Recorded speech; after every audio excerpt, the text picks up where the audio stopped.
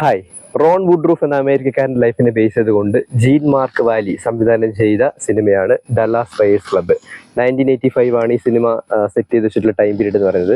അപ്പോൾ 85-ലൊക്കെ അമേരിക്കയിൽ വളരെ വ്യാപകമായിട്ട് എയ്ഡ്സ് പടർന്നു പിടിക്കുന്ന സമയമാണ്. അപ്പോൾ നമ്മുടെ ഹീറോ വുഡ്രൂഫ് എന്ന് പറയുന്നത് ഒരു കൗബോയ് ആണ്, ഒരു ഇലക്ട്രീഷ്യനാണ്. ഇയാൾ ആക്റ്റീവായിട്ട് കൊക്കൈൻ യൂസ് ചെയ്യുന്ന ആളാണ്. മയക്കുമരുന്ന്, കള്ളുകൂടി എല്ലാം ഉണ്ട്. ഇതിൻ്റെ കൂടെ മൾട്ടിപ്പിൾ ആയിട്ടുള്ള പാർട്ട്നേഴ്സ് ഇയാൾക്കുണ്ട്. അപ്പോൾ ഒരു ദിവസം ഇയാൾക്ക് സുഖമില്ലാണ്ടാകും. അങ്ങനെ ഹോസ്പിറ്റലിൽ അഡ്മിറ്റ് ചെയ്യുന്ന സമയത്ത് ഇയാൾക്ക് എയ്ഡ്സ് രോഗം ഉണ്ടെന്നുള്ള കാര്യം സ്ഥിരീകരിക്കും. അപ്പോൾ ഡോക്ടേഴ്സ് ഇയാളോട് പറയും 30 ദിവസത്തിൽ കൂടുതൽ നിങ്ങൾ ജീവിച്ചിരിക്കില്ല. പക്ഷെ താൽക്കാലിക ആശ്വാസത്തിന് വേണ്ടിയിട്ട് ഒരു മരുന്ന് AZT എന്ന് പറയുന്ന സാധനം ഇയാൾക്ക് കൊടുക്കും. അപ്പോൾ ഈ മരുന്ന് എടുക്കുന്ന സമയത്ത്, കഴിക്കുന്ന സമയത്ത് ഇയാൾക്ക് കുറച്ച് ആശ്വാസം തോന്നും.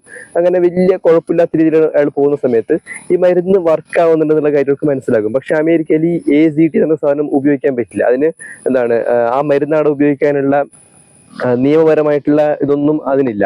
അപ്പോൾ ഇയാൾക്ക് ഈ മരുന്ന് വേണം. അങ്ങനെയാണ് എന്ത് ചെയ്യും, ഈ ഹോസ്പിറ്റലിലുള്ള ഒരു പണിക്കാരന് കുറച്ച് കൈക്കൂലിയൊക്കെ കൊടുത്തിട്ട് ഈ മരുന്ന് ഇയാൾ ഇങ്ങനെ ഉപയോഗിച്ചുകൊണ്ടിരിക്കും. അങ്ങനെ ഒരു ഘട്ടം കഴിയുന്ന സമയത്ത് അമേരിക്കയിൽ ഈ സാധനം കിട്ടില്ല എന്നും, പക്ഷെ മെക്സിക്കോയിൽ വളരെ വ്യാപകമായിട്ട് ഈ സാധനം അവൈലബിൾ ആണെന്നുള്ള കാര്യം നമ്മുടെ വുഡ്രൂഫ് മനസ്സിലാക്കും. അങ്ങനെ ഇയാൾ മെക്സിക്കോയിൽ പോയിട്ട് ഈ മരുന്ന് ഒരു ഡോക്ടറെ കണ്ടിട്ട് പറയും ഈ മരുന്ന് ആവശ്യമുണ്ടെന്ന് പറയും. അപ്പോൾ ഈ ഡോക്ടർ മുമ്പ് അമേരിക്കയിലുള്ള ആളായിരുന്നു. പക്ഷേ ഇയാൾ ഈ എയ്ഡ്സ് രോഗികൾക്ക് ഇങ്ങനെ ചില മരുന്നുകളൊക്കെ കൊടുക്കുന്നത് കൊണ്ട് ഇയാളുടെ ലൈസൻസ് കട്ട് ചെയ്ത് കളഞ്ഞാണ് അമേരിക്കൻ ഗവൺമെന്റ്. അങ്ങനെ ഇയാൾ മെക്സിക്കോയിൽ പോയിട്ട് ഇതുപോലെ എയ്ഡ്സ് രോഗികൾക്ക് ആവശ്യമായിട്ടുള്ള ഒരു ക്ലിനിക്കും കാര്യങ്ങളൊക്കെ ഇയാൾ നടത്തുന്നുണ്ട്. അപ്പോൾ ഈ ഡോക്ടറെ കണ്ടിട്ട് ഈ സാധനം വേണമെന്ന് പറയുമ്പോഴത്തേക്ക് ഈ ഡോക്ടർ പറയും AZT മാത്രമല്ല, പെപ്റ്റൈഡ് C അതുപോലെ തന്നെ DDC പോലുള്ള ചില സാധനങ്ങളൊക്കെ ഉപയോഗിക്കാൻ പറ്റുന്നതാണ്. ആക്ച്വലി ഈ AZT കുറച്ചുകൂടി സൈഡ് എഫക്റ്റ് കൂടിയ മരുന്നാണ്.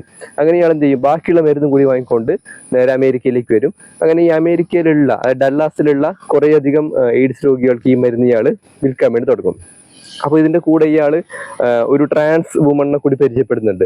അങ്ങനെ ഈ രണ്ടുപേരും ചേർന്ന് എന്ത് ചെയ്യും, എയ്ഡ്സ് രോഗികൾക്കിടയിൽ ഈ രീതിയിലുള്ള മരുന്നും കാര്യങ്ങളൊക്കെ സപ്ലൈ ചെയ്തുകൊണ്ട് പൈസ ഉണ്ടാക്കും.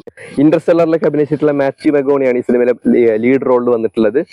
നൈസായിട്ടൊരു പടമാണ്. പക്ഷെ വലിയ ത്രില്ലിംഗ് എലമെന്റ് അങ്ങനെയുള്ള കാര്യങ്ങളൊന്നും അല്ല. പക്ഷെ യഥാർത്ഥത്തിൽ നടന്ന സംഭവത്തെ ബേസ് ചെയ്തുകൊണ്ട് ഉണ്ടാക്കിയ ഒരു സിനിമയാണ്.